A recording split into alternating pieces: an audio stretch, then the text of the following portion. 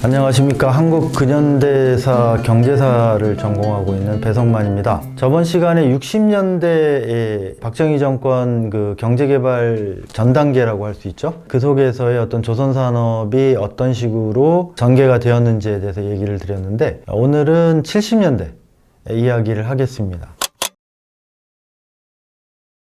70년대는 한국 조선산업 전체에 있어서 굉장히 획기적인 분기점이 되는 그러한 시기입니다. 현대중공업이라고 하는 수출 전문 조선소가 탄생했기 때문인데, 지난 시간에 잠깐 얘기했지만 그 계기는 4대 핵심 공장 건설 계획이라고 하는 것에 있습니다. 그랬을 때에 현대건설이 그러면 정부의 어떤 이런 제안에 대해서 전혀 경험이 없는 거죠. 물론 건설업입니다만은, 조선업은 건설의 어떤 측면들도 있지만은, 그렇지만 어떻게 보면 종합기계산업의 어떤 그런 측면들이 훨씬 강하기 때문에 그렇게 연결시키는 약간 무리가 있는 것들이 사실인데도 불구하고, 정부 측이 왜 현대를 지정했느냐라고 하는 것들은 어떻게 보면 확실하게 밝혀져 있다고 보기는 힘드나, 어쨌든 정주영이라고 하는 현대건설의 오너가 정부와의 어떤 관련 사업을 많이 했고, 그 속에서 꽤 능력을 보여줬다라고 하는 그러한 측면들이 있고요.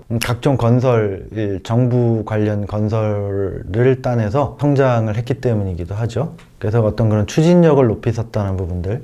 그 다음 지난 시간에 얘기했던 원래 가장 큰 조선소였던 대한조선공사가 상당히 경영난에 빠져 있고, 그래서 이런 것들을 새롭게 추진할 만한 여력이 되지 않는다는 판단, 이런 것들인데, 그 외에 그러면 현대건설이 그걸 수주할 그거를 막겠다라고 했던 이유는, 물론 당시 시대적인 분위기로 정부의 강권이라고 하는 측면들도 있겠죠. 그러니까 정부에 밑보이면 문제가 생길 것이다라고 하는 측면들도 있을 수 있습니다만은, 정주영 씨의 회고록을 보면 60년대부터 조선업에 대해서 관심은 있었다라는 얘기를 하고 있습니다. 근데 그것이 완전히 틀린 말은 아니라고 생각이 드는 게, 60년대 후반 이후에 조선업이 굉장히 큰 호황입니다. 특히 유조선, 대형 유조선, VLCC라고 하는데, 대형 유조선 건조가 급속하게 늘어나는 상황이었거든요. 그래서 그런 측면들에 주목하고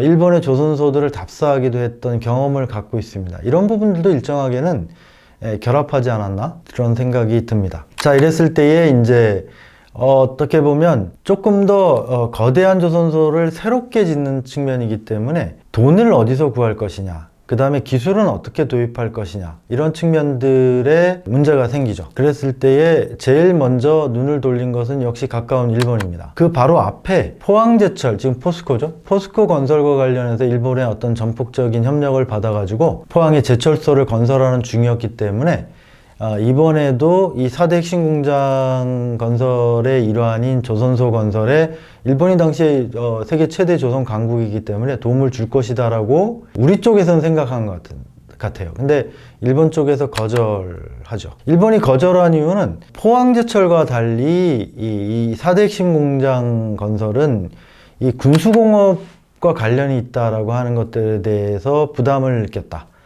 는 측면들이 내부적인 사정으로 있습니다. 그것은 일본은 전쟁하지 못하는 나라라는 것이고, 그 속에서 일본 정권이, 당시의 정권이 일본 국민들의 지지를 계속 유지하는 데 있어서 부담으로 작용할 수 있다는 것 때문에 일정하게는 이 부분은 안 되겠다라는 생각들을 갖게 됐다는 것과, 그 다음에 한국이 하려고 하는 것들이 거대한 조선소를 새로 설립하는 건데, 그러한 것에 대한 의견 차이가 있습니다. 일본 같은 경우에는 기껏해 60년대 한국이 만들었던 가장 큰 배가 4,000톤 정도 되는 배인데, 그런 배를 넘어서서 10만 톤이 넘어가는 그런 대형 유조선을 만든다던가, 이러한 것들 자체가 현실적이지 않다라고 생각을 했고, 두 번째는 그런 것들에 대한, 그건 지금 현재 최신 기술인데, 그런 기술들을 한국에 전수했었을 때 일본의 라이벌로 한국 조선업이 부상할 수 있다라고 하는 데 대한 견제 심리, 이런 것들이 복합적으로 작용을 했다, 이렇게 볼 수가 있습니다. 그래서 결국은 우회하죠. 이거는 굉장히 유명한 일화입니다만은, 정주영 회장이 유럽에 가서 자본과 기술, 거기에 선박 수주까지 동시에 이뤄내는 상황이 일어나게 됩니다. 그걸 중개했던 것이 이 컨설팅 회사인데 AMP 애플도어사라고 하는 회사입니다. 이걸 통해서 하는데 그래서 유럽에 차관을 얻고 그 다음에 영국의 기술과 덴마크의 기술, 영국의 스코트 리스고 조선소와 덴마크의 오덴세 조선소의 기술을 받고 그 다음에 그리스 해운업자인 리바노스로부터 대형 유조선 2척을 수주하는 그런 식으로 해서 현대중공업이 출범을 하는 상황이 벌어지게 되는 겁니다. 근데 이거는 기존 조선산업과는 일정하게는 전혀 다른 형태의 조선산업이라고 볼 수 있습니다. 그 이유는 기존 조선산업은 앞에 강의에서 제가 누차 말씀을 드렸던 거지만 국내 시장에 필요한 선박들을 수입 대체하는 관점에 조선이었고 정부도 그런 식으로 육성을 하려고 했다면 이 시기에 와서는 국내 시장은 신경 쓰지 않고 사실상 포기죠. 대신에 수출선만을 건조하는 전문 조선소를 만든다는 구상이었습니다. 이런 생각이 나온 것은 뭐 여러 가지 논란이 있습니다. 사실은 뭐 정부의 아이디어다 내지는 정주영 씨의 어떤 현대그룹의 아이디어다 이런 얘기가 있는데 논쟁을 지금도 하고 있습니다. 서로 그렇게 주장을 하는 측면들이 있는데 복합된 측면들이 있습니다. 그러니까 정부의 입장에서는 당시에 수출지향적 공업화 속에서 어떤 식으로든지 간에 수출이 되는 것들이면 모든 걸 판다라고 하는 입장이고 조선 같은 경우에도 육성하는데 달러도 벌어들이면서 조선 산업을 육성하면 뭐 오케이 라고 하는 측면들이 있는 것이고요.